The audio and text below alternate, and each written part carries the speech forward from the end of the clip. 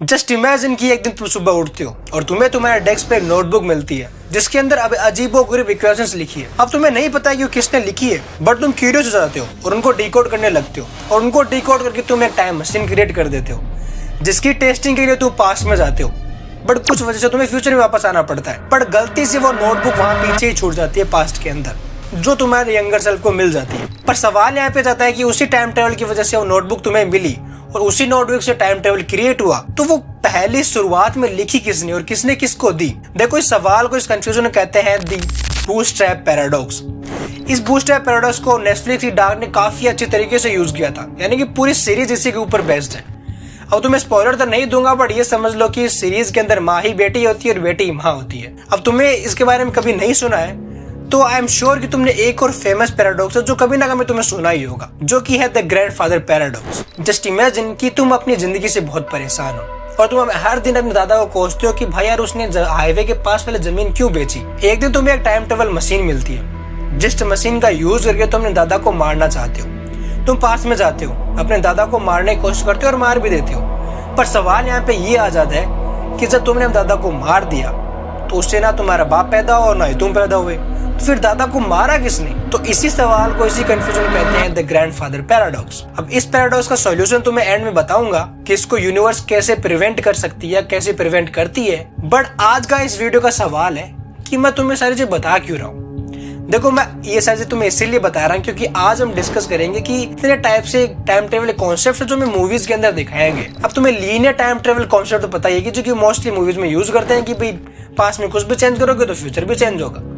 But ये जितना simple है उतना ही कंफ्यूजिंग है और इसका रीजन है पैराडॉक्स, जो तुम्हें शुरू में मैं तुम्हें दो समझा दिए। अब मूवी के पर्सपेक्टिव से देखिए तो ये काफी सिंपल है समझाने के लिए, बट ये काफी कंफ्यूजन है एग्जीक्यूट करने के लिए। इसमें सारा कंफ्यूजन होता है, बहुत सारे सवाल क्रिएट होते हैं। जिससे भी अंशु का एग्जांपल है, तो एंड गेम के अंदर रोडी ने कहा था कि हम इतनी मेहनत कर ही क्यों रहे, क्यों ना हम पास में जाकर बेबी थेनोस को टपका देते। तो ये एक चीज को सिंप्लीफाई तो कर देता है, मूवी 10 मिनट में खत्म तो हो जाएगी, लेकिन बहुत सारे कंफ्यूजन क्रिएट हो जाएंगे। तो इसी सिंप्लिसिटी को, इनकी कंफ्यूजन को दूर करने के लिए मार्वल ने निकाला एक नया टाइम ट्रेवल का तरीका, पैरेलल यूनिवर्स का या ब्रांच टाइमलाइन का तरीका, जिसके अंदर ये होता है कि हम फिर से ग्रैंडफादर का एग्जांपल लेते हैं। अब जैसे तुम अपने ग्रैंडफादर को मारने गए पीछे, अब तुम उसको मार भी देते हो और वापस प्रेजेंट में आते हो। अब तुम्हें लगता है कि बहुत सारी चीज चेंज हो गई, बट ऐसा नहीं है, क्योंकि जिस मोमेंट तुमने दादा को मारा उस मोमेंट पे उस टाइमलाइन में कुछ चेंजेस हुए, कुछ पास में कुछ चेंजेस हुए और उस चेंजेस से एक नई टाइमलाइन क्रिएट हो जाएगी, जिस टाइमलाइन के अंदर तुम्हारा बाप दादा नहीं है, बट उस टाइमलाइन का तुम्हारी मेन टाइमलाइन पे कोई फर्क नहीं पड़ेगा, जो जैसा था वैसा चलता रहेगा। तो तुम कितने भी कोशिश कर लो, कितनी भी चीजें चेंज कर दो, अगर तुम कुछ भी चेंज करोगे तो एक नई टाइमलाइन लेके निकल जाएगा। और यही मार्वल यूनिवर्स ने किया, क्योंकि तुम काफी आसान हो जाता है, ये सारी काफी कंफ्यूजन इनसे दूर हो जाता है कि भाई ये चेंज किया तो ये क्यों नहीं हुआ, पैराडॉक्स क्रिएट नहीं हुआ, तो सारी चीजों को सिंप्लीफाई कर देता है। और हर एक चीज का तुम बहाना दे सकते हो, भाई यहाँ पे ब्रांच टाइमलाइन क्रिएट हो गई, जो कि मार्वल देता रहा एंड गेम के बाद से। बट इसी चीज से मिलता जुलता तरीका था एज ऑफ टुमारो के अंदर, जो कि टॉम क्रूज की मूवी थी। अब देखो, मूवी देखते हो तो हमें सिंपल यही लगता है कि यार मूवी में कहाँ ही इतना कॉम्प्लिकेटेड था। अब उसमें तो बस ये था कि टॉम क्रूज के कैरेक्टर को एक पावर मिल गई जिससे कि जैसे वो मरेगा इतने पूरा दिन रीसेट हो जाएगा।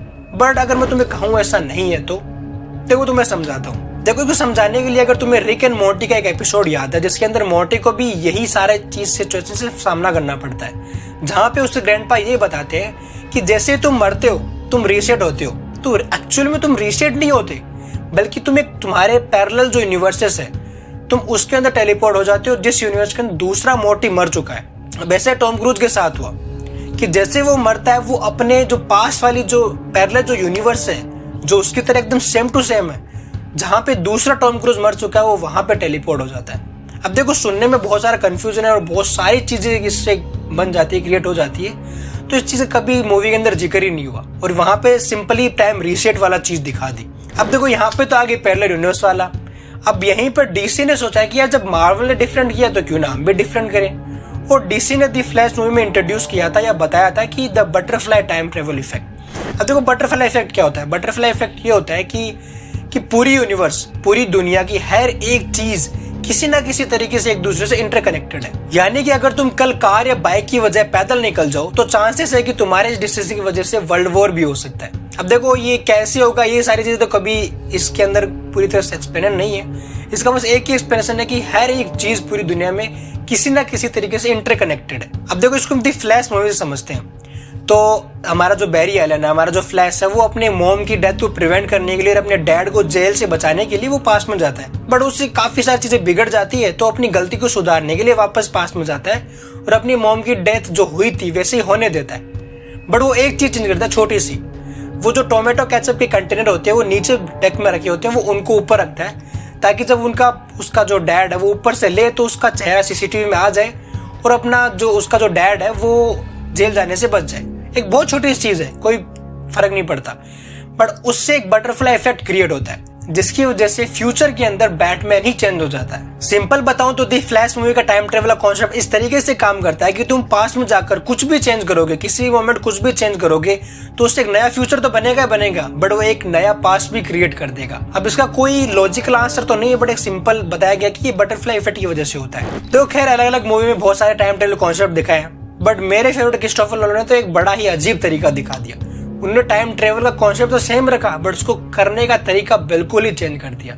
अब एक नॉर्मल व्यक्ति को टेनेट समझने के लिए 2 या 3 बार देखनी पड़ेगी, पर मैं देखो सिंपल वे में तुम्हें समझाऊंगा कि टेनेट किस कॉन्सेप्ट पे काम करती है, टेनेट का टाइम ट्रेवल किस तरीके से काम करता है। अब मान लो कि तुम्हें टाइम में 10 दिन पीछे जाना है और तुम्हारे पास टेनेट मूवी की टाइम मशीन है, तो तुम उस मशीन के अंदर जाते हो। बट प्रॉब्लम यहाँ पे है कि मशीन तुम्हें पूरे 10 दिन पीछे डायरेक्ट नहीं भेज देगी, बल्कि वो मशीन तुम्हारे लिए टाइम के फ्लो को रिवर्स कर देगी, जिसके लिए तुम्हें कुछ समय उसी रिवर्स फ्लो के अंदर बिताने होंगे और जिस मोमेंट तुम्हें पहुंचना है उस मोमेंट पर जाके तुम्हें फिर से टाइम मशीन के अंदर अपने आप को सीधा करना होगा। देखो सिंपल ऐसे समझो कि तुम एक यूट्यूब वीडियो देख रहे हो, तुम्हें उस वीडियो को 1 मिनट पीछे से देखना है। अब प्रॉब्लम है कि यूट्यूब ने प्रोग्रेसर बार हटा दिए और एक बटन दे दिया जो कि वीडियो को 1 मिनट रिवर्स करता है। तो हम जैसे ही उस बटन को दबाओगे तो वीडियो रिवर्स नहीं होगा, बल्कि वो बटन तुम्हें रिवर्स करके तुम्हारा जो 1 मिनट पहले का जो वक्त था तुम्हें उस वक्त पे रिवर्स कर देगी या टेलीपोर्ट कर देगी। तो वीडियो तो वैसा का वैसा रहा, बट तुम रिवर्स होके उस 1 मिनट पर चले गए। यानी कि अगर तुम्हें 1 मिनट या फिर 10 दिन पहले जाना है तो तुम्हें मशीन में जाना होगा, अपने आप को उल्टा करना होगा, यानी अपने आप के लिए टाइम की फ्लो को उल्टा करना होगा और फिर जिस मोमेंट तुम्हें पहुंचना है उस वक्त अपने आप को सीधा करना होगा।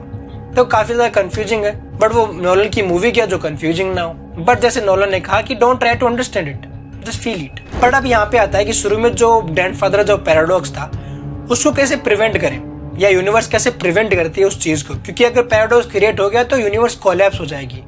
तो यूनिवर्स अपने आप कैसे बचाएगी उस चीज को प्रिवेंट करने के लिए। तो यहाँ पे 2 तरीके से अपने आप को बचाएगी। पहला तरीका तो डार्क सीरीज के अंदर दिखाया था, दूसरा दिखाया था आर्मी ऑफ द 12 मंकी की सीरीज में। काफी अच्छी सीरीज है, अगर तुमने नहीं देखी तो देख लेना। अब देखो इसको ग्रैंडफादर वाले समझते हैं कि तुम पास में गई, तुम्हारे पास एक गन है और तुम दादा को जैसे गोली मारोगे वैसे यूनिवर्स तुम्हें रीसेट कर देगी उसी मोमेंट पे जिस मोमेंट तुम पास्ट के अंदर आए थे। क्योंकि अगर पैराडॉक्स क्रिएट हो गया ना तो यूनिवर्स अपने आप में ही कोलैप्स हो जाएगी और उसी कोलैप्स को बचाने के लिए यूनिवर्स या तो तुम्हें रीसेट कर देगी जिस मोमेंट तुम पास्ट में आए थे, या फिर ऐसा होगा कि कोई व्यक्ति या कोई चीज तुम्हें अपने दादा को मारने से रोकेगी। चाहे कोई आदमी आके तुम्हें रोक दे या फिर गन की ट्रिगर ना चले, क्योंकि डार्क के अंदर ये होता है कि एक कैरेक्टर होता है जो कि अपने आप को मारना चाहता है ताकि सारी चीजें झमेला खत्म हो जाए, तो वो अपने आप को रस्से से लटकाता है। बट यहाँ वहां पे आके एक आदमी उसको रोक देता है, वो उसे समझाता है कि तुम अपने आप को नहीं मार सकते क्योंकि तुम्हारा फ्यूचर सेल्फ एग्जिस्ट करता है, और अगर उसके होते हुए भी अगर तुम मर गए तो यूनिवर्स कोलैप्स हो जाएगी। तो उसको रोकने के लिए यूनिवर्स या तो किसी बंदे को भेजेगी या वो होने नहीं देगी, क्योंकि जैसे वो रस्सी मारने बनवाता होता है एक बंदा के उसको बचा लेता है, बट वो बंदा उससे गन देता है कि चलो तुम ट्राई कर लो। तो जैसे अपने आप को मारने की कोशिश करता है, गन का ट्रिगर नहीं चलता है, गोली नहीं चलती है। खैर देखो वीडियो यहीं तक था, काफी ज्यादा लंबा हो सकता है और मैंने इस चीज में कुछ नया ट्राई किया इस वीडियो के अंदर, होप तुम्हें पसंद आया होगा। अगर तुम्हें पसंद आया तो वीडियो को लाइक करना, चैनल को सब्सक्राइब करना और गरीबों की आवाज समझ लो और घंटे को दबा देना। बाय।